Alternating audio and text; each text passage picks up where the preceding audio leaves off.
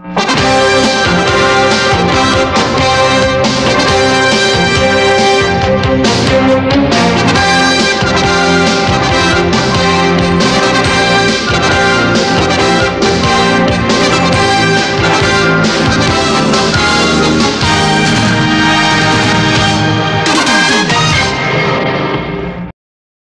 in 2021, the Prosper Hooks had already established themselves as one of the elite teams in all of baseball.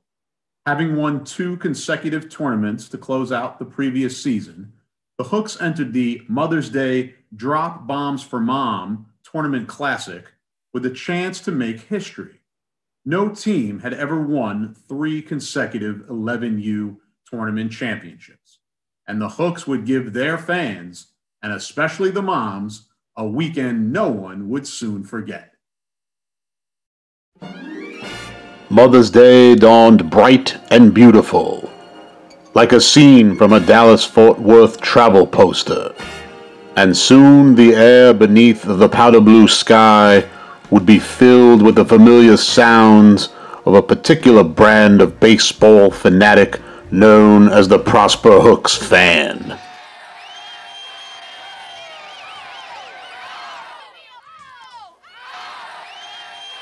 Prosper partisans swarmed the ball field hours before game time, and all are readily identifiable as being partial to the Hooks' cause. Excitement was in the air. Not even a foul ball to the windshield could dampen the Hooks' spirits on this historic day. For the Hooks fans' singular focus was to cheer on their heroes.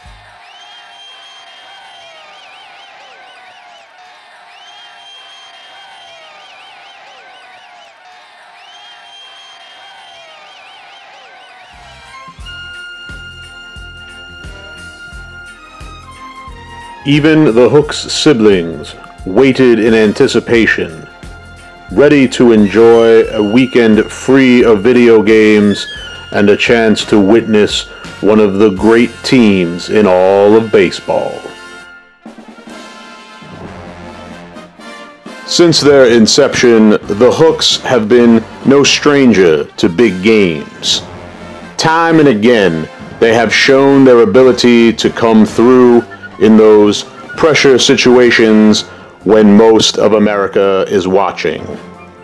Led by Coach Kyle Hauser, the Hooks are a rare blend of power, speed, and finesse, and their continued resiliency on the field is matched only by their character off of it. Perhaps no other team in all of baseball is as prepared than these Hooks are each and every game, and with Hauser's slide rule mind in the dugout and twin sensations Jackson and Nolan Killingsworth on the mound, the Hooks have a nearly unbeatable combination. But this is a team of stars. Catchers Nathan Opiola and Jack Boskamp, number 8, provide stability behind the plate, routinely turning opposing runners into outs. Then there is a trio of stars, each of whom represents the latest in a multi-generational line of legendary ball players.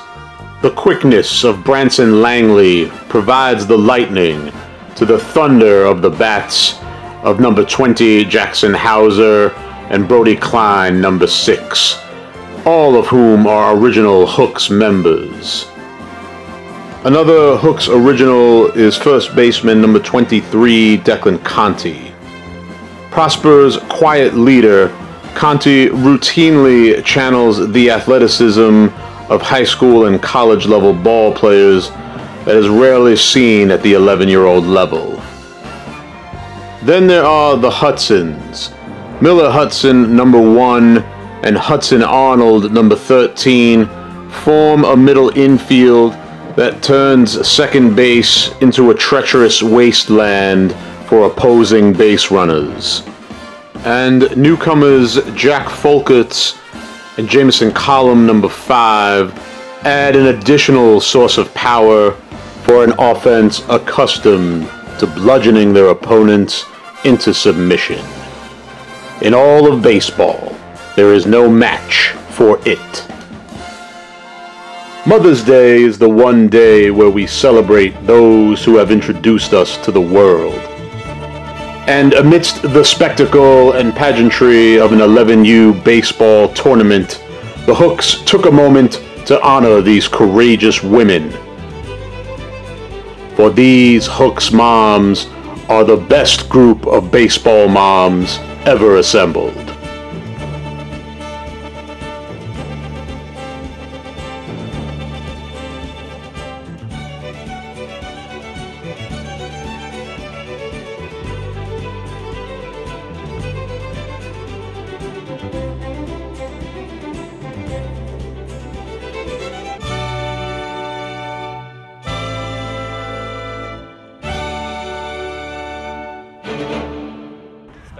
Don't put me on Facebook. No, I don't do that. My wife thinks I'm buying her something for Mother's Day. Uh-oh. Good to go.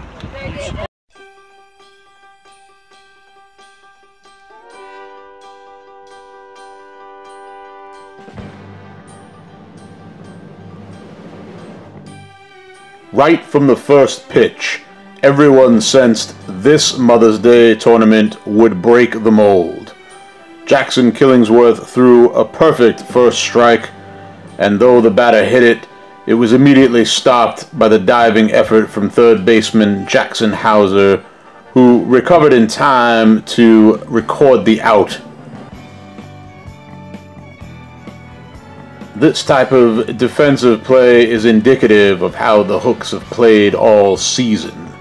And although the Stripes managed to scratch a run together, they left the field with a slim 1-0 margin and the awful premonition that the roof was about to cave in.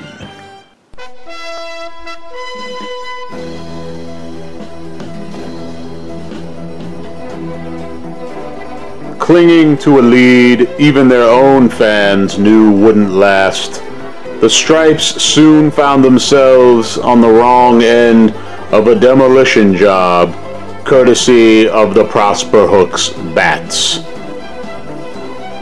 Over the next 2 innings, round and around the batting order went, with every man finding any way and every way to get on base, and eventually finding their way home.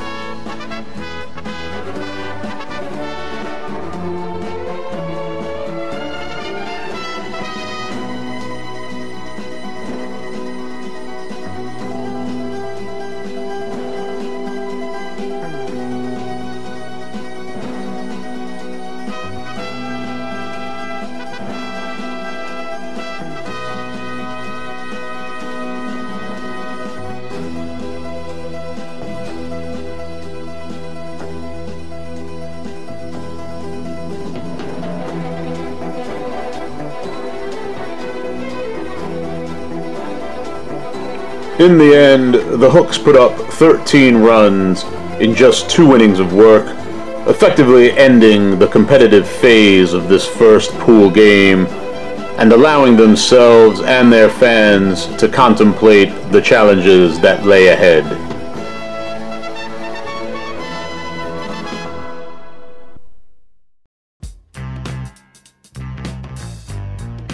With the game firmly in hand, Coach Hauser decided to give his ace a rest and turn the ball over to veteran Declan Conti for some quick mop-up duty. Conti gladly took the broom and was able to record 2 quick strikeouts. After the second K, catcher Nathan Opiola momentarily forgot that there were only 2 outs. He needn't have worried, however, because on the next pitch, Conti made certain that their next trip to the dugout would be official.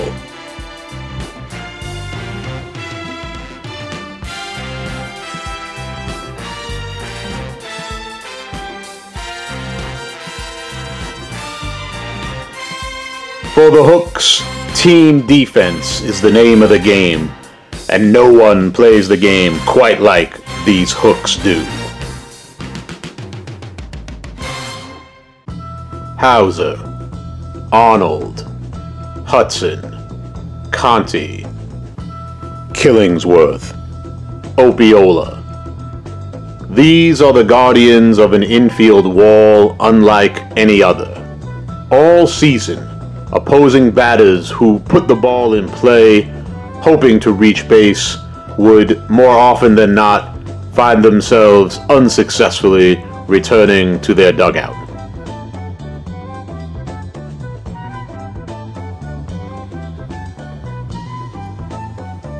But while great defense can be overcome with timely hitting, there is no adequate defense for speed on the base paths. And as the Hooks moved into the bracket phase, their base running arsenal was on full display.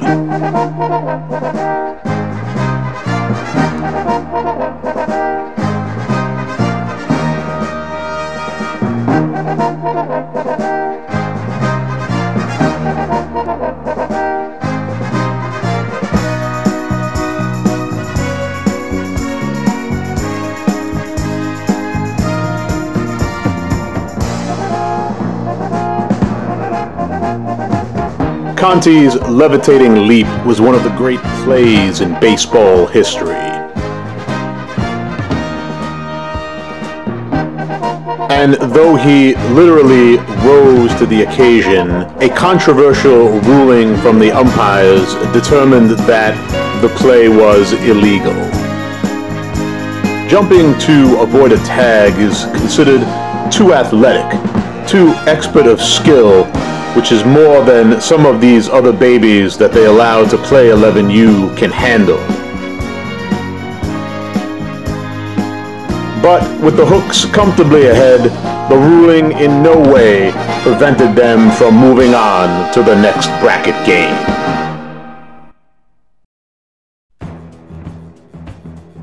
In the bracket semifinal game, the Hooks would meet up with the Stars, and a pitcher, number 27, that was much larger and threw much harder than perhaps any other pitcher the Hooks had faced all season. But Coach Hauser's team was unfazed. Before the game, Hauser was quoted as saying, "No one can be allowed to intimidate us. We're supposed to be the intimidators." The Hooks struck first, manufacturing a run to take an early 1-0 lead.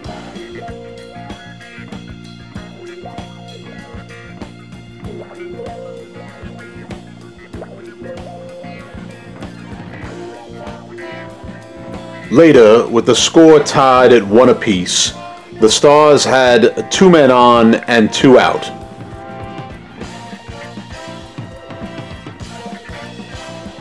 But the Hooks could not get out of the inning.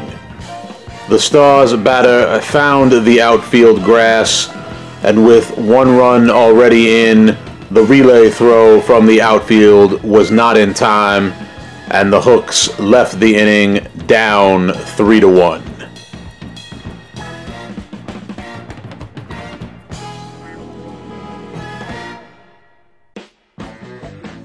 An inning later, the Hooks were down 5-1, and their backs against the wall. With 1 out, Jackson Hauser hit a ground ball to shortstop. But rather than have this be a routine out, Hauser dug deep and beat the throw for an infield single. Next, Miller Hudson also hit a slow ground ball and managed to beat the throw.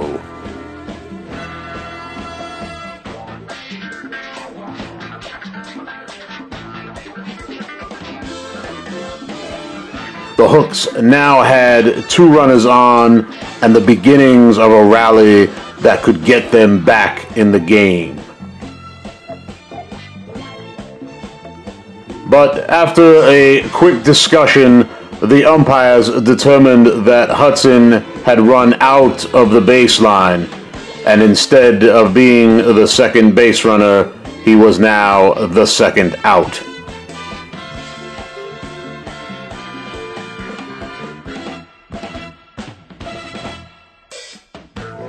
Now, with 2 out, Jack Boskamp battled to a full count and then walked.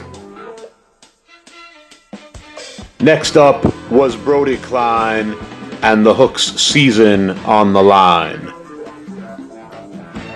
And Klein delivered, driving in 2 runs and turning a difficult 5-1 deficit into a more manageable 5-3 deficit with plenty of time left in the tournament semifinal bracket game.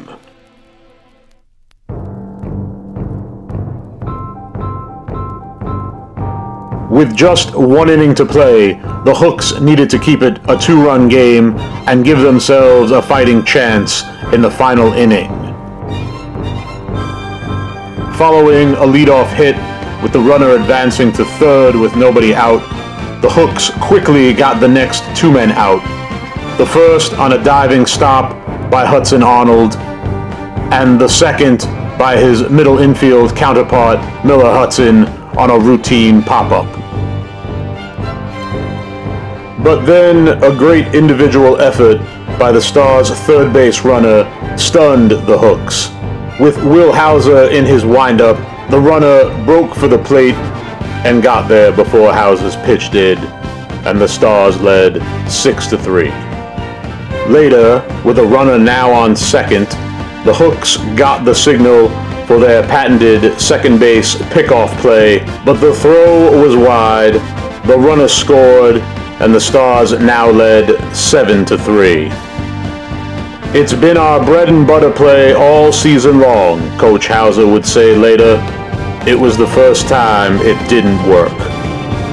With just 1 turn at bat left, the Hooks left the issue up to their great offense. It came down to 1 final round. Visions of the Mesquite Miracle from a year earlier flashed through the minds of Hooks fans everywhere. But the Stars got 2 quick outs, and with the bases empty, the Hooks were down to their final batter. Still down by 4 runs, all hope seemed lost. But these Hooks truly believed that they could still win. Hudson Arnold grounded a single to left field to keep the Hooks' hopes alive. And then 3 more batters followed suit.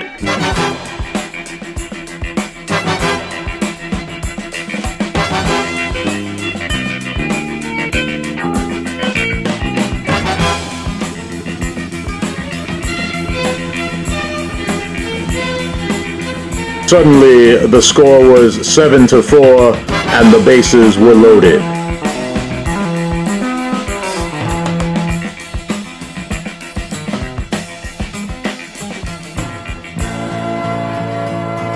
Now, with the Hooks occupying every corner of their real estate, the Stars muscled through the final out, and their victory was secure.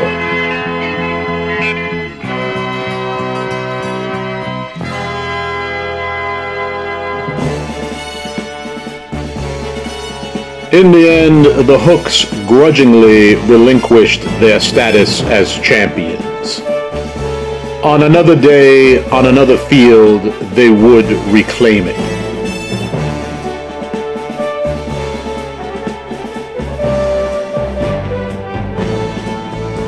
On this Mother's Day, the dream fell just 3 runs short. But as Declan Conti said later, we have no regrets. We played as well as we possibly could. For the Stars who won and the Hooks who almost did, both can be proud to be part of the greatest Mother's Day bracket game ever played. Following the Mother's Day setback, the Hooks continued on. and the second half of their season would feature not one, but two franchise milestones and an unexpected family reunion. Baseball is a sport unlike any other. With every game, there is the possibility of seeing something extraordinary.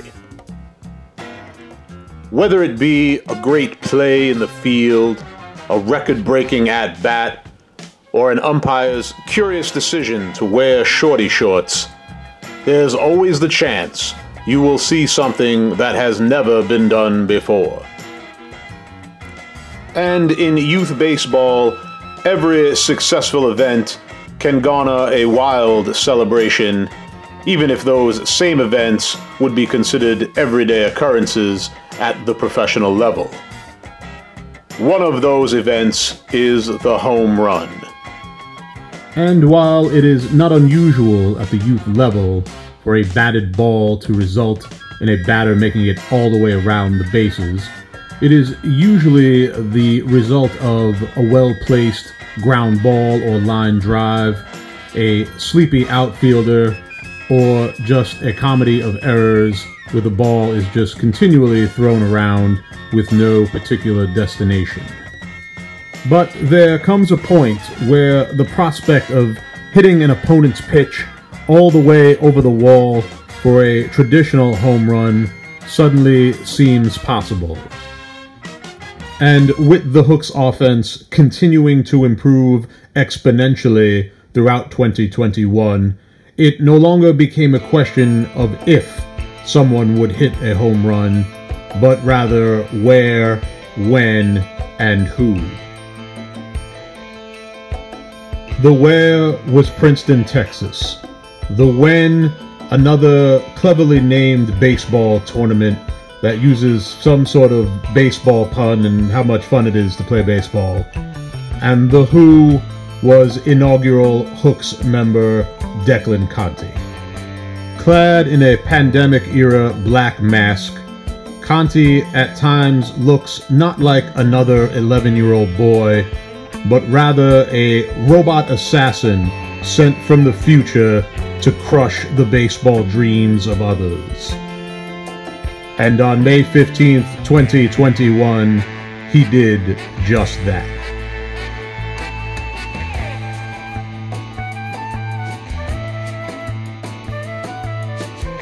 The first home run in Prosper Hooks history was a milestone for a team accustomed to winning. A historic individual moment for a team of great individuals.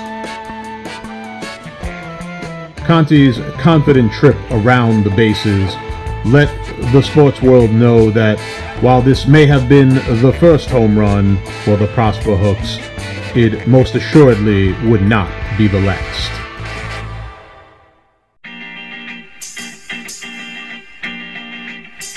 The Hooks had waited over 2 years for their first home run, but they would only need to wait a few more games for their second. In a picturesque setting, nestled beneath the shadows of the American Airlines Arena in downtown Dallas, Mavs Ballpark would be the site of yet another milestone in the Hooks franchise history. The Hooks' first ever home run came from one of its original members. Now, its newest member, Jamison Collin, would deliver the second. The Hooks were leading their quarterfinal bracket game with their opponent teetering on the ropes. Collin delivered the knockout.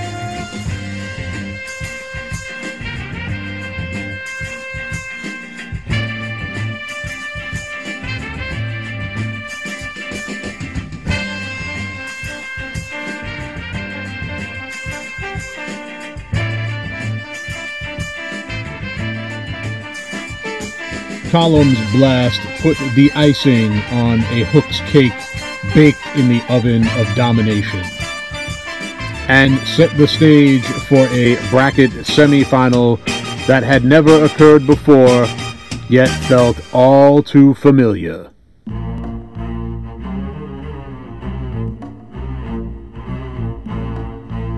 The Prosper Hooks are a family organization. 3 different generations play critical roles in their success. But there is another. Younger brother Chris is the head coach of the Next Level Bulls. And as fate would have it, this all-important tournament semifinal game would be an old-fashioned family feud. And with Father Bobby in the opposing dugout, there was perhaps more incentive for Chris to claim the family bragging rights. And while the Hauser wives contemplated the complexities that the outcome of this game would have on future family gatherings, there was no question about which name would emerge victorious.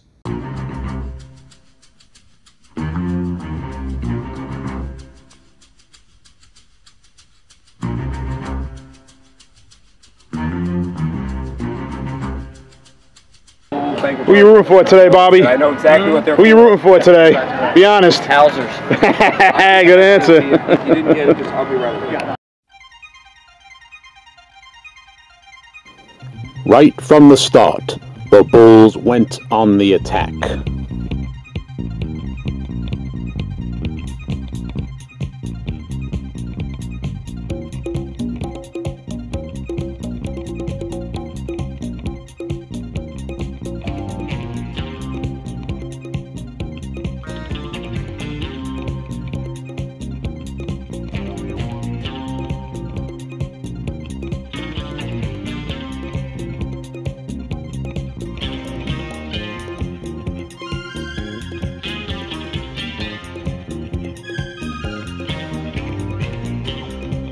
A home run by number 8 capped the 4-run inning.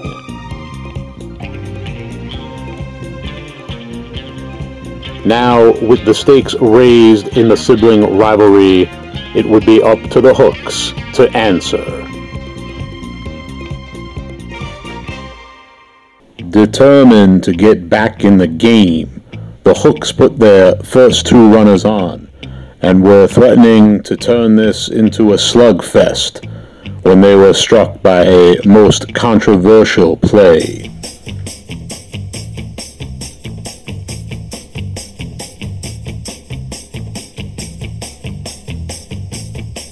The apparent double play call brought the normally reserved Coach Hauser out from the dugout for an explanation. For it appeared that the umpire had blown not just 1 call, but 2. Hauser argued to no avail, returning to the dugout with now 2 outs and only 1 runner on, instead of the bases loaded and nobody out. But he was correct. Watch the slow motion replay as the second baseman first whiffs on the tag and then is late with the throw to beat the runner.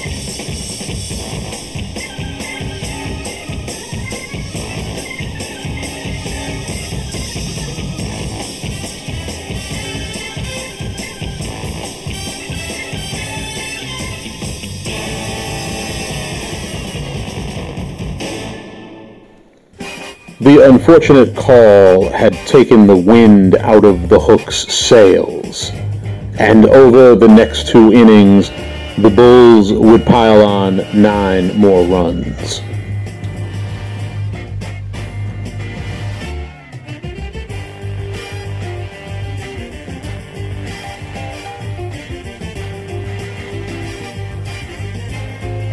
The Hooks would stage a late rally to make the final 13-6 score respectable, but had found once again that the semifinal game would be their last stop in their quest for another tournament championship.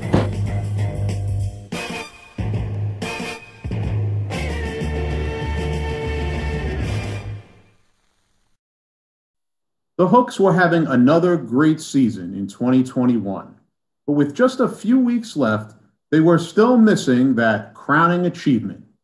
Well, it wouldn't be long before they and their fans would finally get it.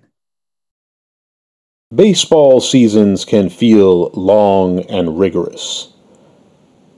Teams that have the ability to let loose and relax often find themselves better prepared when they step on the field.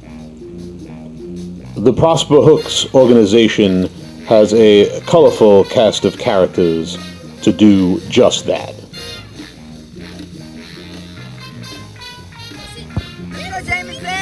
Get him, Lee! Get him, Lee!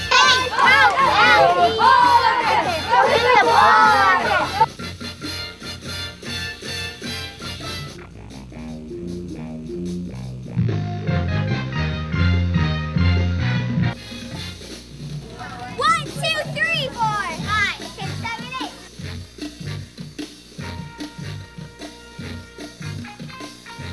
H-O-O-K-S.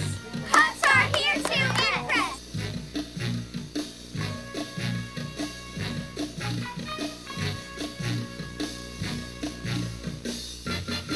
Trying to drink and shoot at the same time.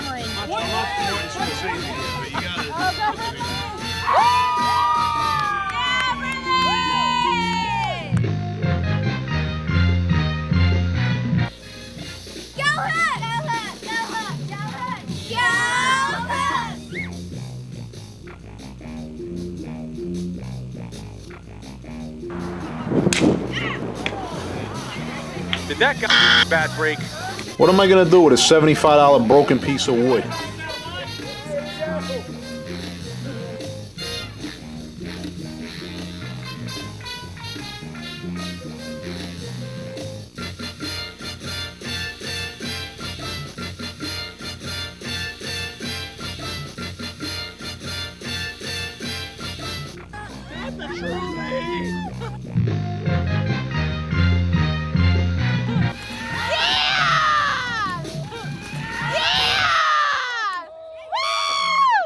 The Hooks are certainly no stranger to fun and games off the field.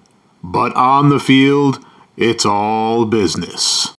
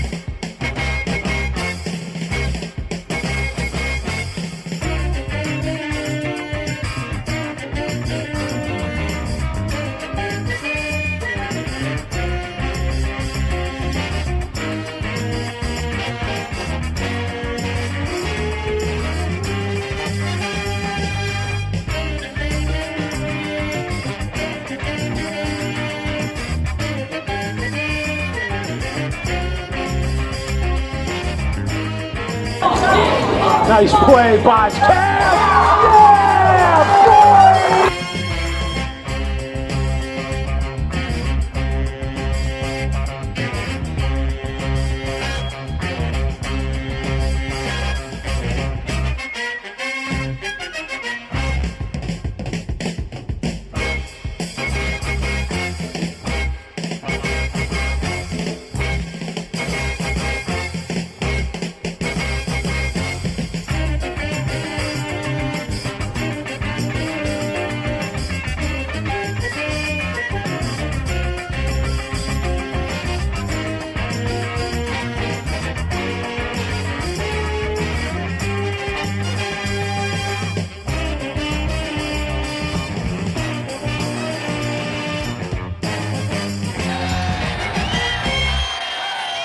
Eventually, the Hooks' hard work would pay off.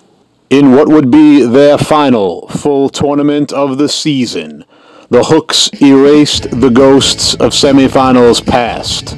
Powered by Brody Klein's Inside the Park home run and Jackson House's game-winning hit in the semifinal game, the Hooks reached the championship looking to finish the job.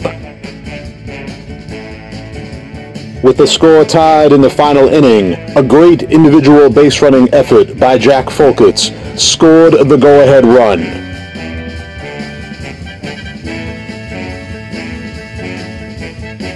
Then, with just 1 out away from their ultimate goal, and the tying run on third, and the winning run at the plate, the Hooks and their fans braced themselves for what would be one final glorious moment.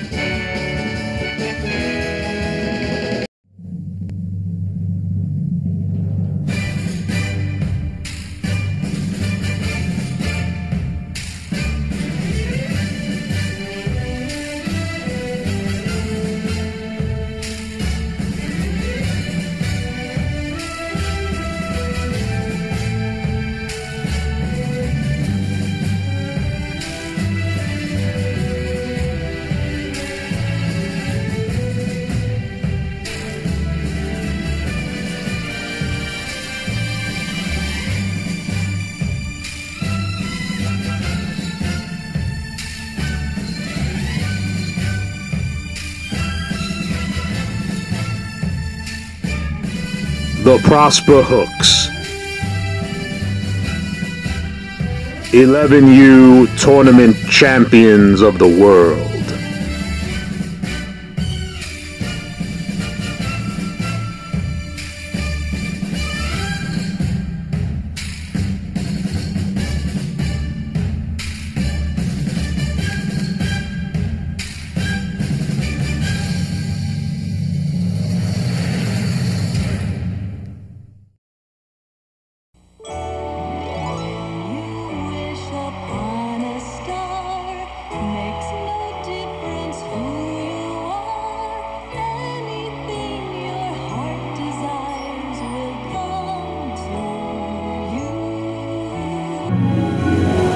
Hey Declan, your Prosper Hooks just won the 11U Tournament Championship. What are you gonna do now? Dude, I'm already in Disney World.